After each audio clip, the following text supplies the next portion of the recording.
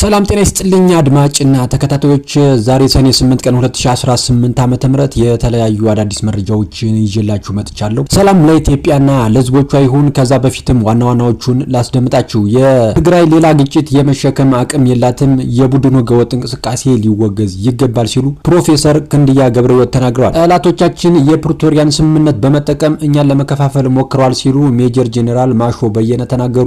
ራሱን የትግራይ መከላከያ ኃይል ወይም ቲዲኤፍ ብሎ የሚጠራው ታጣቂ ኃይል የሰሜን ምስራቅ ግንባር ዋና አዛዥ የሆኑት ሌተናል ጄኔራል ማሾ በየነ የሰራዊታችን ተልዕኮ የህዝባችንን ደህንነት ማረጋገጥና ሉዓላዊነት መሬታችን ማስጠበቅ ነው ሲሉም ተደምጠዋል። አሜሪካና ኢራን ስምምነት የመድረሳቸው ተሰምቷል። የዓለም መርከቦች አሁን ሞተራቸውን አንቀሳቅሱ፣ ነዳጅ መፍሰሱን ይቀጥላል ሲሉ ዶናልድ ትራምፕ ተናግረዋል። እንዲሁም የፌዴራል መንግስት የትግራይን ዘላቂ ሰላምና ልማት ለማስቀጠል የወሰደውን ቁርጠኝነት የቀድሞ የህወሓት ቡድን ራሱን ለእኩይ ዓላማ ለማደራጀት ተጠቅሞበታል ሲል ዶክተር አረጋዊ ብርሄ ተናግረዋል። በዝርዝር የምናየው ነው የሚሆነው።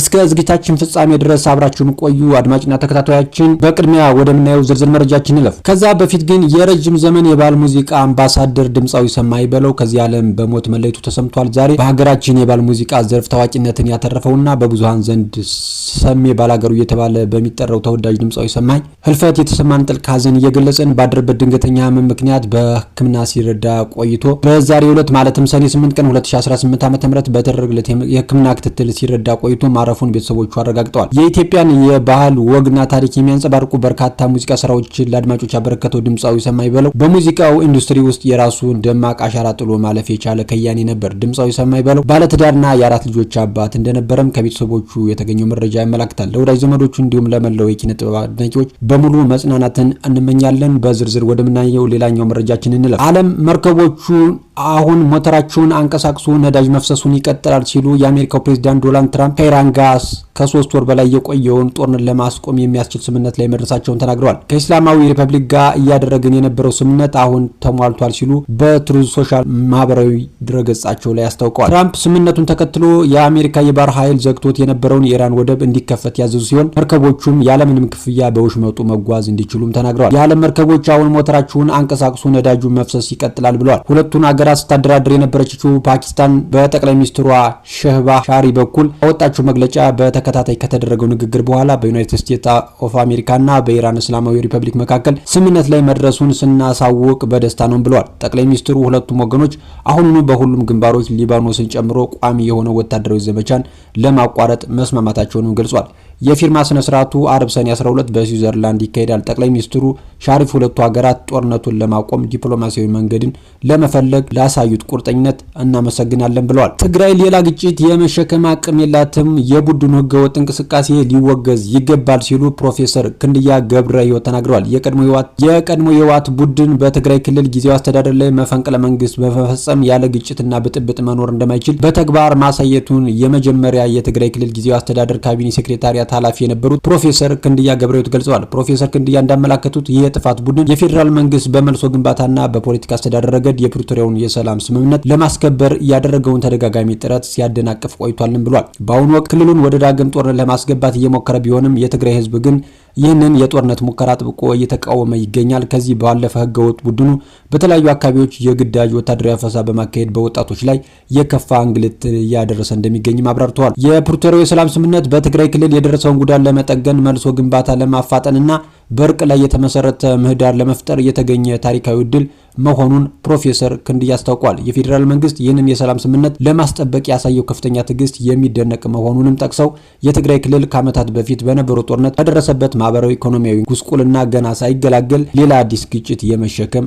አቅም እንደሌለውም አስገንዝበዋል። ኃላፊው አክለውም የሀገር ውስጥ ባንዳዎችና የውጭ ባዕዳን ጸረ ሰላም ኃይሎች የኢትዮጵያን ሰላም ለማናጋት ጽምዶ በሚል ጥምረት የክህደት እንቅስቃሴ እያደረጉ መሆኑን ጠቁመዋል። የጥፋት እንቅስቃሴ ቀጠናዊ የሰላም መናጋት የሚያስከትል በመሆኑ የተለያዩ ሀገራት መንግስታት፣ ቀጠናዊ፣ አህጉራዊና ዓለም አቀፋዊ ተቋማት እንዲሁም የልማት አጋሮች በጋራ ሊያወግዙትና ጠንካራ አቋም ሊወስዱበት እንደሚገባም ጥሪ አቅርበዋል። ዓለም አቀፉ ማህበረሰብ የሰላም ስምምነቱ ለትግራይ ህዝብ ያስገኘውን እፎይታ ለማስቀጠል የበኩሉን ድጋፍ እንዲያደርግም አጽንኦት ሰጥተዋል። በመጨረሻም የኢትዮጵያ የወደፊት ዕጣ ፈንታ በሰላም ላይ የተመሰረተ መሆኑን የገለጹት ፕሮፌሰር ክንድያ በትግራይ ክልል ያሉ ያልተፈቱ የፖለቲካ አስተዳደር ጉዳዮች በውይይት በህገ መንግስታዊና በዲሞክራሲያዊ መንገድ እንጂ በወታደራዊ አካሄድ ሊፈቱ እንደማይችሉ አሳስበዋል። ባለፈው ግጭት የተፈጠሩ ጉዳቶችም በሙሉ መፈታት ያለባቸው በመልሶ ግንባታ፣ በልማትና በብሔራዊ እርቅ ብቻ መሆኑ እንዳለበት እንዳለበትም ገልጸዋል። ወደ ሌላኛው ዝርዝር መረጃችን ስንሸጋገር ጠላቶቻችን የፕሪቶሪያን ስምምነት በመጠቀም እኛን ለመከፋፈል ሞክረዋል ሲሉ ሜጀር ጄኔራል ማሾ በየነ ተናግረዋል። ራሱን የትግራይ መከላከያ ኃይል ወይንም ቲዲኤፍ ብሎ የሚጠራው ታጣቂ ኃይል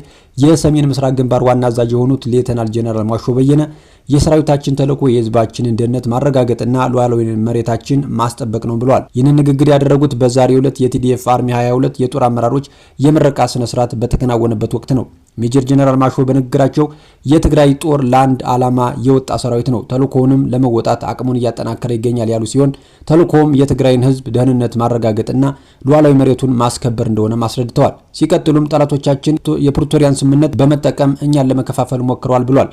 ጨምረውም እነዚህ ጠላቶቻችን ባንዳዎች ሆዳቸውንና የግል ፍላጎታቸውን ያስቀድማሉ። የትግራይ መከላከያ ኃይል ግን እንደነሱ አይደለም፣ ከህዝቡ የተሰጠውን ኃላፊነት ይዞ እየታገለ ነው በማለት አስረድተዋል። ሰራዊቱ አሁን ኃይሉን እያሰባሰበ መሆኑ ህዝቡ ድጋፍ እንዲያደርግለትም ጥሪ አቅርቧል። በመጨረሻ ወደምናየው ዝርዝር መረጃችን ስናልፍ የፌዴራል መንግስት የትግራይን ዘላቂ ሰላምና ልማት ለማስቀጠል የወሰደው ቁርጠኝነት የቀድሞ የህወሓት ቡድን ራሱን ለእኩይ ዓላማ ለማደራጀት ተጠቅሞበታል ሲሉ ዶክተር አረጋዊ ብርሄ ተናግረዋል። የፌዴራል መንግስት የትግራይ ክልል ዘላቂ ሰላምና ልማት ለማስቀጠል የወሰደው ቁርጠኝነት ህልውናውን ያከተመው ህገወጡ የቀድሞ የህወሓት ቡድን ራሱን ለእኩይ ዓላማ ለማደራጀት እንደተጠቀመበት ነው ዶክተር አረጋዊ የገለጹት። የትግራይ ክልል ወቅታዊ ሁኔታ በተመለከተ ከኢዜአ ጋር ቆይታ ያደረጉት የቀድሞ ህወሓት የቀድሞ ሊቀመንበር የነበሩት አረጋዊ ብርሄ እንደገለጹት የፌዴራል መንግስት ከፕሪቶሪያ ሰላም ስምምነት ማግስት የትግራይ ክልል ጊዜያዊ አስተዳደር በማዋቀር ሰብአዊ ድጋፍና መልሶ ግንባታ ለማፋጠን ከፍተኛ በጀት መድቦ ሲሰራ ቆይቷል። ሆኖም ጦርነት ናፋቂው የቀድሞ የህወሓት ቡድን የፕሪቶሪያን የሰላም ስምምነት ቢፈርምም አደገኛና ህገወጥ ወታደራዊ አቅም እየገነባ መቀጠሉንም